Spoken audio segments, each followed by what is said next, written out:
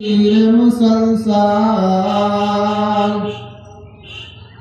या वसात अफलाक में तकदीर मुसलसल या खाके के अगवीश में तस्बीह मुनाजात तलवार बकदों के नकल मैदान आसीर तलवार बकदों के नकल मैदान आसीर दुश्मन के मुकाबिल को लगा नाराए तकबीर।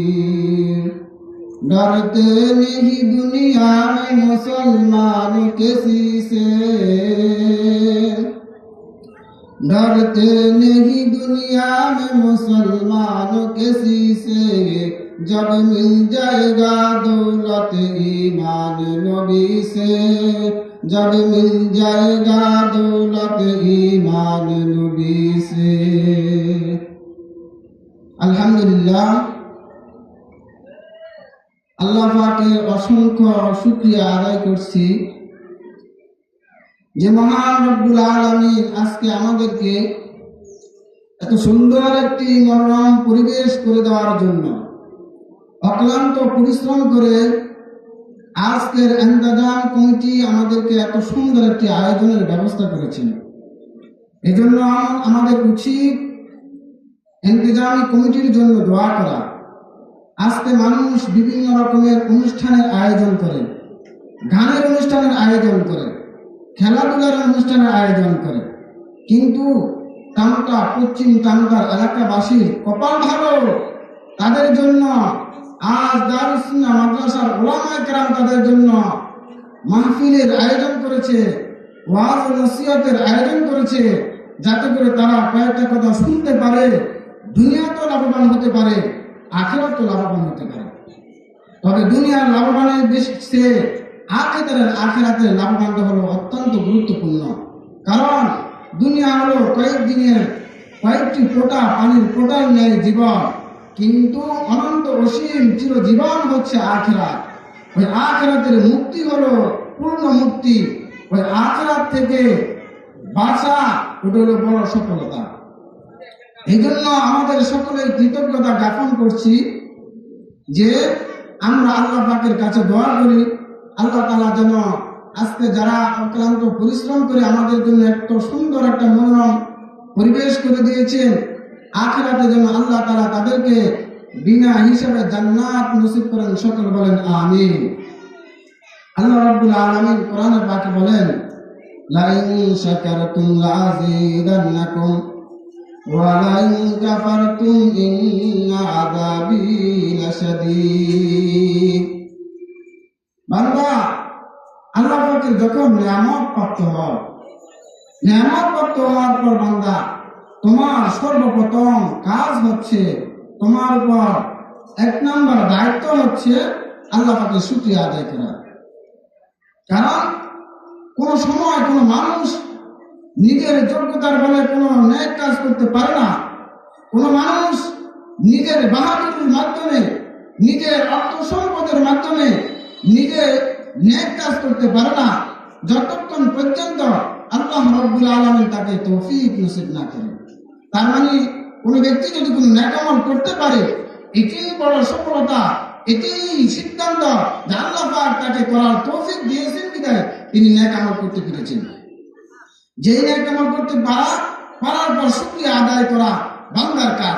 যখন বান্দা শুকরিয়া আদায় করবে, আল্লাহ রাব্বুল আলামিন এই শুকরিয়ার বদৌলতে নিয়ামতকে বৃদ্ধি করে দিবেন। বলেন সুবহানাল্লাহ। লা ইন শাকারতুম লাযিদান্নাকুম ওয়া লা ইন কাফারতুম ইন্না আযাবি লাশাদীদ। আর আমার কোন বান্দা যদি আমার নিয়ামতের প্রাপ্ত হওয়ার পর শুকরিয়া আদায় করলো না, বরং অকৃতজ্ঞতা প্রকাশ করলো, আমার বান্দা নিয়ামত প্রাপ্ত হওয়ার পর এই নিয়ামতের উপভোগ করলো না, বরং নিয়ামত পাওয়ার পর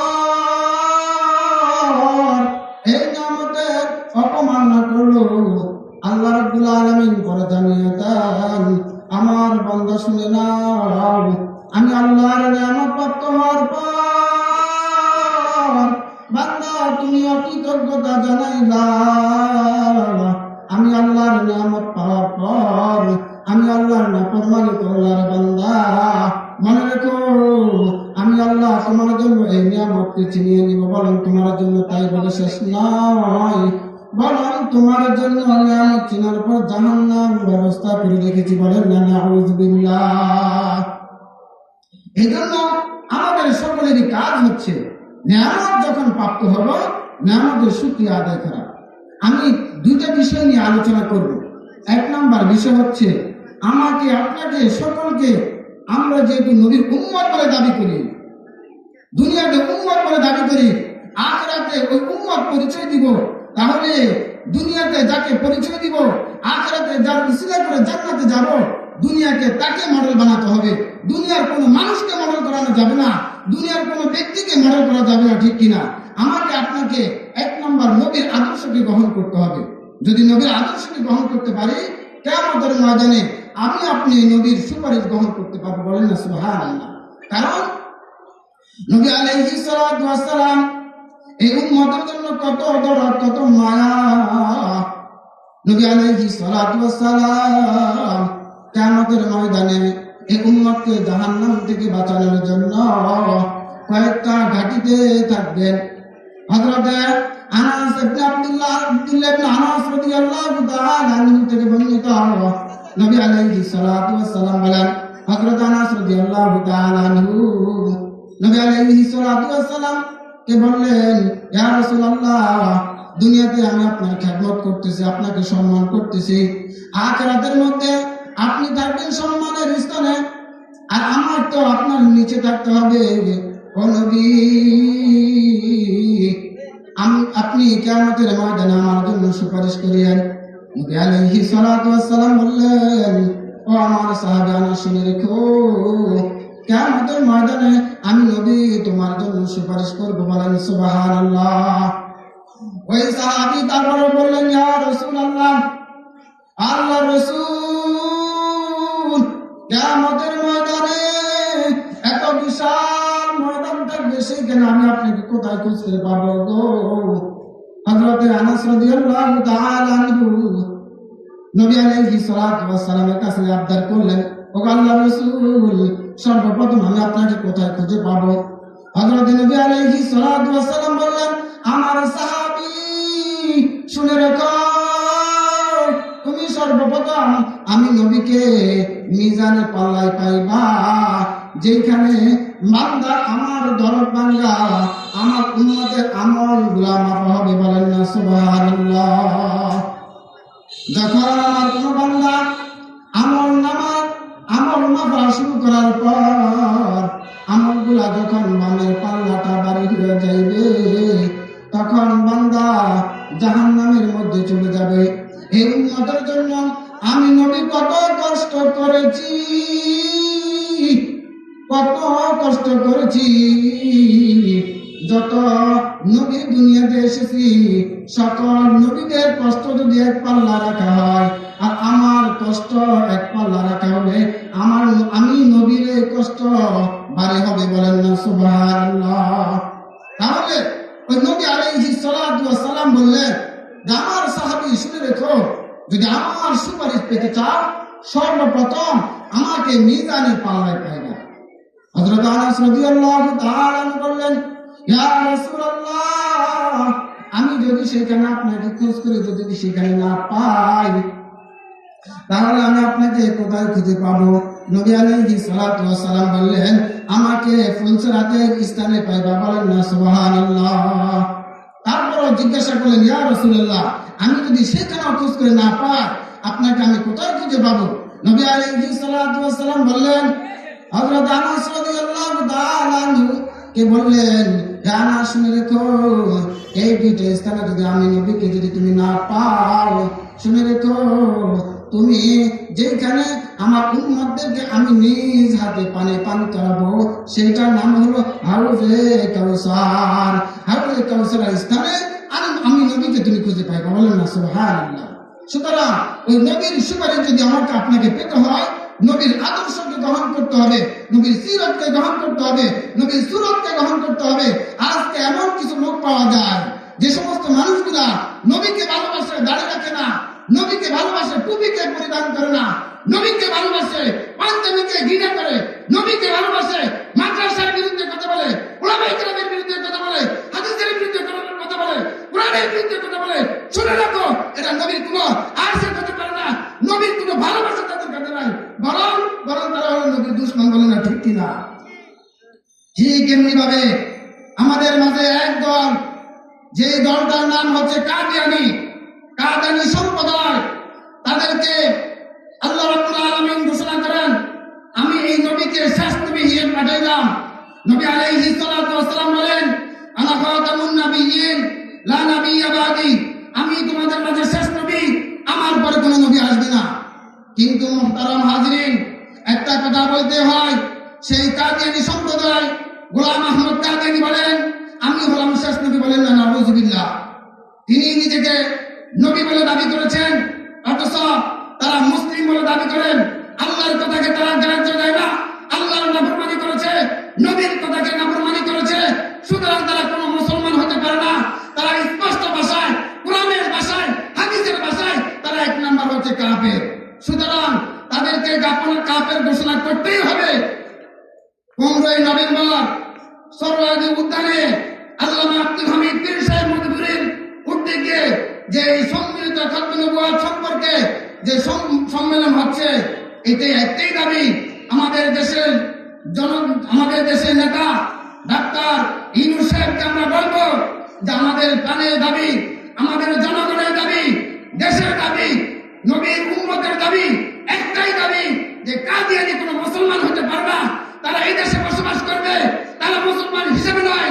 যেমনি ভাবে এই দেশে বসবাস করে হিন্দুরা, তারা বসবাস করতে পারে, আমরা কিছু বলি না। বৌদ্ধরা বসবাস করে, খ্রিস্টানরা বসবাস করে, আমাদের কোনো আপত্তি নাই। কিন্তু কোন খ্রিস্টান যদি মুসলমান দাবি করে বসবাস করবে, কোন হিন্দু যদি হিন্দুত্ববাদী করে, হিন্দু দাবি না করে মুসলমান দাবি করে হিন্দু কার্যক্রম করবে, তেমনি ভাবে কাদিয়ানী কোনো মুসলমান হতে পারে না। তারা মুসলমান দাবি করে এই বাংলার জমিনে থাকতে পারবে না। বলো না ঠিক কিনা? সুতরাং আমাদের একটাই দাবি, সংসদে একটাই আইন চাই, একটাই দাবি, কাদিয়ানী কাফের। সংসদে আইন চাই, কাদিয়ানী কাফের। আমাদের একটাই দাবি। আমাদের আল্লামা আব্দুল হামিদ পীর সাহেব মধুপুরী অনেক অক্লান্ত পরিশ্রম করে নবীর ইজ্জতের হেফাজতের জন্য, অক্লান্ত পরিশ্রম করে দেশের জন্য অনেক রকম কাজ করতেছে। আমরা একটাই দেশের আনাচে কানাচে সকলের মুখে এই কথাই উঠতে হবে যে কাদিয়ানীরা কখনো মুসলমান হতে পারে না, তারা কাফের, কাফের, কাফের। আমরা মুখে বলেছি, রাষ্ট্রীয়ভাবে ঘোষণা চাই, তারা যেন এই বাংলার জমিনে বসবাস করে কাফের হিসেবে, মুসলমান হিসেবে নয়। মুসলমান হাজিরিন, আমার প্রিয় মুসলমান ভাই বোনেরা, একটাই কথাই শেষ প্রান্তে বলে যাব যে আমাকে আপনাকে কিয়ামতের ময়দানে যদি পার হতে হয়, আল্লাহর নবীর সুপারিশ ছাড়া পার হতে পারবো না। সুতরাং আজকে যারা নবীর কথাকে গ্রাহ্য দেয় না, নবীকে নিয়ে কটূক্তি করে, সুতরাং আমাদেরকে সোচ্চার হতে হবে। এই বাংলার জমিনের মধ্যে 90% মুসলমানের সংখ্যা হওয়া সত্ত্বেও আজকে নবীর বিরুদ্ধে কথা বলবে, হাদিসের বিরুদ্ধে কথা বলবে, আল্লাহর কোরআন নিয়ে অপমাননা করবে, মুসলমান জান থাকবে, মুসলমানের গায়ে রক্ত থাকতে কখনো এটা সহ্য করা যাবে না। সুতরাং আমাদেরকে সর্বদিকে লক্ষ্য রাখতে হবে। আমরা সর্বদিকে লক্ষ্য রাখবো আমাদের নবীর কোনো যেন অপমাননা না হয়, মাদ্রাসা মসজিদের বিরুদ্ধে যেন কোনো কথা না বলে। আপনারা আপনাদের কাজ করার কোনো ক্ষতি না, তবে কোরআন ও হাদিসের বিরুদ্ধে কথা বলা যাবে না। প্রিয় হাজিরিন, এই মাহফিল আলহামদুলিল্লাহ আজকে যে আয়োজনের যারা আয়োজন করেছে তাদের জন্য অনেক দোয়া করতে হবে, এবং আজকে আমাদের মাহফিলে যারা আসবে ইনশাআল্লাহ অনেক নসিহত পেশ করবে।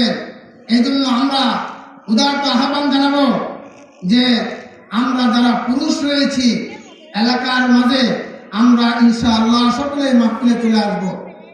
আর মা বোনদেরকে বলবো, দয়া করে আপনারা আজকে রাতের জন্য যতটুকু সময় আজকে বয়ান হবে, একটা নির্জন স্থান নিয়ে আপনারা বসে, কি বলা হয়, কোন আমলের কথা বলা হয়, কোন নেকের কথা বলা হয়, ওই নেক কথাটা শুনেন, মানেন, দুনিয়াতে মানেন, আখিরাতে আপনার লাভ হবে। আজকে আপনি গাছ রোপণ করেন পরকালের জন্য, খাওয়ার জন্য, ঠিক তেমনি ভাবে আজকে আপনি একটা নেক আমল করেন, ইনশাআল্লাহ এই নেক আমল কিয়ামতের ময়দানে আপনাকে এটি সফলতা দান করবে। কিন্তু দুঃখ আর পরিতাপের বিষয়, যখন এই মাহফিল আর ওয়াজের আয়োজন করা হয়, তখন এলাকার মধ্যে ছড়াছড়ি হয়ে যায় যে আজকে তো মাহফিল, আমরা ওইখানে যাব, ফুচকা খাবো, তারপরে বিভিন্ন রকমের খেলাধুলা করব, মেয়েরা বিভিন্ন রকমের পোশাক পরিধান করে, মাহফিল নয়, মাহফিলের কাছে আসে না, বরং এইভাবে ঘোরাফেরা করে। আমি পশ্চিম টামটা দারুস সুন্নাহ মাদ্রাসার এলাকার মা বোনদেরকে বলবো যে আপনারা আলহামদুলিল্লাহ অনেক ভাগ্যবান। সুতরাং আপনারা এই সুন্দর পরিবেশকে আপনারা বিনষ্ট করিয়েন না। আপনি একটা গুনাহের কাজ করার কারণে শুধু আপনি ভোগ করতে এটা হবে না, আপনার পরিবার সহ এটা ভোগ করতে হবে, দুনিয়াতেও ভোগ করতে হবে, আখিরাতেও ভোগ করতে হবে। সুতরাং আমরা মা বোন সকলকে বলবো, আপনারা যদি আসতে হয়, কিছু খাইতে হয়, ছেলে সন্তানদেরকে পাঠিয়ে দেন। আপনি আজকে ঘরের মধ্যে বসে আজকে ওলামায়ে কেরাম যে কথাগুলো বলে এগুলা শুনেন, ইনশাআল্লাহ ফায়দা হবে। আল্লাহ পাক আমাকে সকলকে যে কথাগুলো বলেছি আমল করার তৌফিক দান করেন। সকল বলেন আমিন। ওয়া আখিরু দাওয়ানা আনিল হামদুলিল্লাহি রাব্বিল আলামিন। মাশাআল্লাহ।